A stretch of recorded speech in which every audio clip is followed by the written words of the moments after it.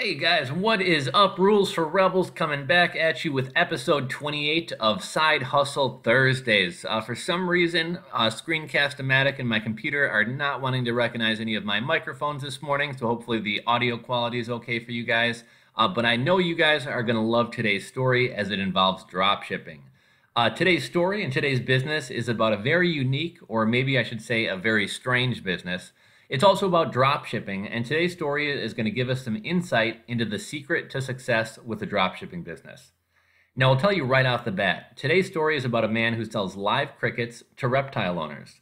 Now, I know how many of you guys feel about holding any type of physical inventory of products, even normal products like bracelets, socks, and kitchenware type items.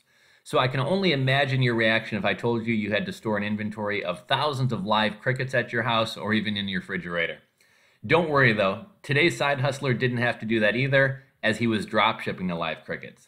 He never sees or touches them himself, aside from an initial test order he placed with his supplier just to kind of demo how they do things, how they're shipped, how quickly it arrives, etc.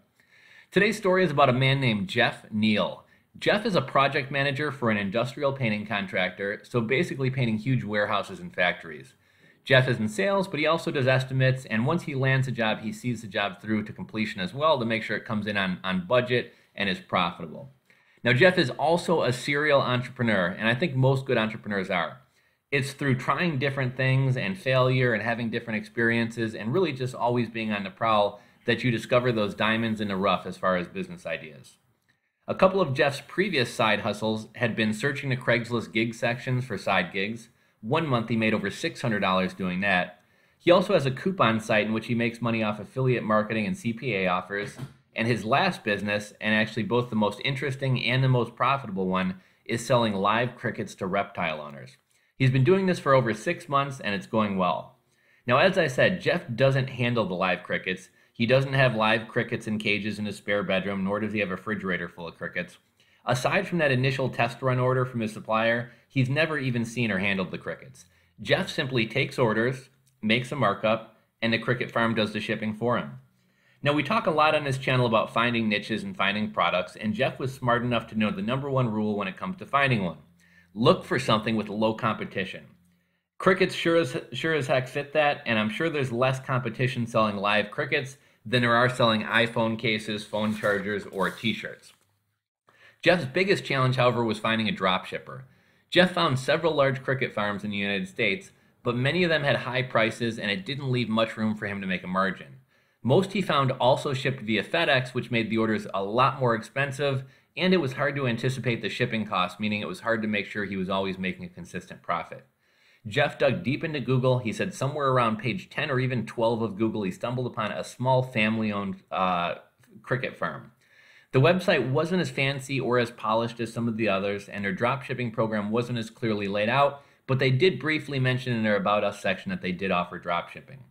Jeff contacted them and found out that not only did they offer lower pricing than the other farms, they also shipped via USPS instead of FedEx, which meant shipping was cheaper, and it was also easier to anticipate shipping costs with their flat rate postage options.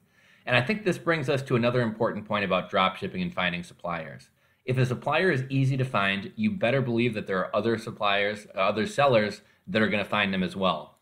Everybody is jumping on this AliExpress dropshipping craze. It's kind of lazy, to be honest. As easy as it is for you to find a watermelon slicer or a hammock and tree straps on AliExpress, it's going to be that easy for other sellers to find those items as well, and there's going to be a lot of competition. If you really want to find unique items without competition and with better prices, you really need to be good at researching and digging deep into Google. You're not going to find the great dropshippers on page 1. You're going to have to dig deep. And this brings up another interesting point. When you search dropshipping or dropshipper, typically what you're going to find is people selling courses on dropshipping or offering to teach you dropshipping. The other thing you're going to find is large companies who often charge a fee just to get access to their catalog. There's an old phrase that says, "Don't mine for gold, sell shovels and pickaxes." The mentality being this: during the gold rush, millions of people went to try to strike it rich, and while some did, most failed. The guy who consistently made money, however, was the guy selling supplies, the guy selling pickaxes and shovels. And I find the same thing to be true in this modern age of dropshipping. With new dropshippers, few are successful, most are not, But you know who's always making money? The company offering a dropshipping service. So try to avoid these shiny, polished websites on page one when looking for dropshippers. Dig deep and don't be afraid to contact companies who don't openly offer dropshipping on their websites. Contact them, explain what you're trying to do, and see if you guys can work out a dropshipping arrangement. By doing this, you avoid a lot of competition because most people won't put in that effort. Now, getting back to Jeff's story, Jeff placed a test order with his new cricket supplier just to kind of test the waters, see how long shipping takes, see what the crickets are packed like, etc. Jeff got crickets in the mail and all was good, but he did notice that some instructions that he was promised were missing. Now, why you need instructions for crickets, I'm not really sure. I'm guessing it's something about how to store them or what to feed them. But what happened to the instructions? Well, apparently, unbeknownst to Jeff, as well as the cricket farmer, I imagine, crickets eat paper, and his inventory had eaten the instructions during shipping. The crickets obviously ate the instructions. So this goes to show why test orders are important. Moving forward, because Jeff placed a test order, he knew to tell the farmer not to include instructions in the package, and he would instead email those instructions to the customer so that they wouldn't be eaten. So what kind of success did Jeff have selling crickets? Well, actually, he made over $1,200 his first month. Pretty good for something that was taking him only an hour or two per week. The next month, however, sales had fallen to $750. Jeff said he thinks he knows the reason for this, and that's because during a particular season of the year, reptiles go into a type of hibernation, and during this period they don't really eat, so it would make sense that his sales would slow down. As soon as all these reptiles start waking up out of hibernation, he anticipates sales will pick up. So what can we learn from today's story, guys? Well, first, look for a niche with little competition. Find a market where most people wouldn't be looking.